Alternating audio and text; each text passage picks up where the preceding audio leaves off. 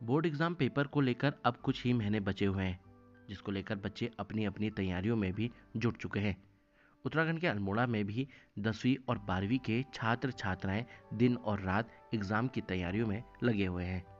तो वहीं 12वीं क्लास में साइंस सब्जेक्ट में केमिस्ट्री, फिजिक्स, बायोलॉजी और मैथ्स काफ़ी कठिन सब्जेक्ट माना जाता है, जिसको लेकर कई बच्चे नर्वस भी हो जाते हैं।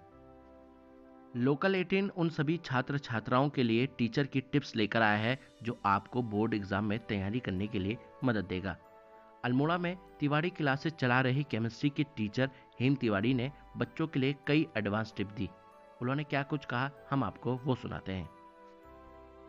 देखिए, ऐसा है कि जो पढ़ाई है करनी होती है उसकी एक प्रक्रिया होती है। आपको ज़्यादा स्ट्रेस नहीं लेना है, बल्कि मैं तो ये कहूँगा कि अगर आप जितनी पढ़ाई करते हो उसमें थोड़ा कुछ समय कम पढ़ाई करेंगे तो ज़्यादा बेहतर रहेगा अभी। लेकिन प्लानिंग उसके लिए बहुत ज़रूरी है। सबसे पहले तो आपको पता होना चाहिए कि आपका पेपर किस पैटर्न पे हो रहा है। जैसे इस बार सीबीएसई ने अपना अभी पैटर्न रिलीज़ किया है, तो उसमें इन्होंने क्या करा है कि 18 क्वेश्चंस ऑब्जेक्टिव क्वेश्चन पहला पार्ट है। दूसरे पार्ट में 7 क्वेश्चन है 2 मार्क्स के। तीसरे पार्ट में फिर क्या है कि 5 क्वेश्चन है 3 मार्क्स के, और चौथे पार्ट में दो दो क्वेश्चन है 4 मार्क्स के, और पाँचवें पार्ट में 2 क्वेश्चन है 5 मार्क्स के। तो आप देखेंगे कि जो ये बड़े क्वेश्चन हैं इसमें 5 मार्क्स 4 मार्क्स के, उनको भी इसने केस स्टडी बेस या उनको भी 5 छोटे क्वेश्चन से मिलकर बनाया हुआ है।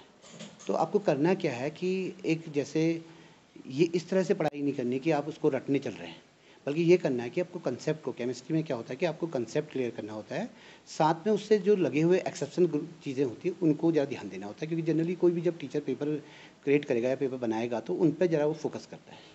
दूसरी बात ये कि अभी लगभग अगर हम हिसाब किताब लगाएंगे तो 2 महीना बच्चों को मिलता है कि जिसमें वो अच्छी पढ़ाई कर सकते हैं। उसमें लेकिन ये है कि देखिए, केमिस्ट्री में जो सिलेबस है बच्चों का केवल 10 यूनिट उसमें है, उसमें से 5 यूनिट ऑर्गेनिक की है। तो मैं बच्चों से कहना चाहूँगा कि वो अपने ऑर्गेनिक पे थोड़ा काम कीजिए।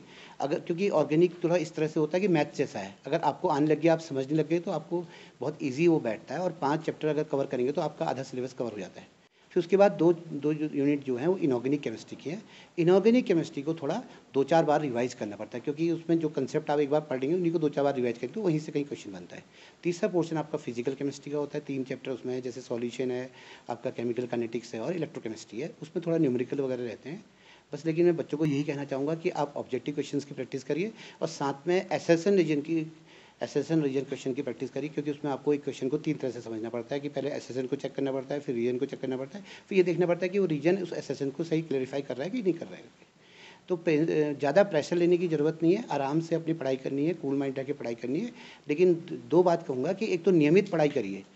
कभी बच्चे क्या करते हैं कि 2 दिन पढ़ेंगे फिर 2 दिन छोड़ देंगे, तो वो सब फिर ज़ीरो हो जाता है।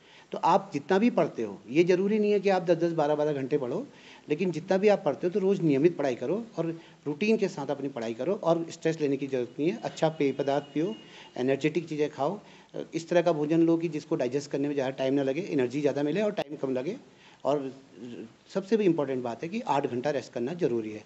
बच्चा अगर रेस्ट नहीं करेगा तो फिर उतना अच्छा पढ़ नहीं पाएगा, पढ़ेगा भी तो उतना उसकी मेमोरी में फिर वो चीज़ें रहेंगी नहीं।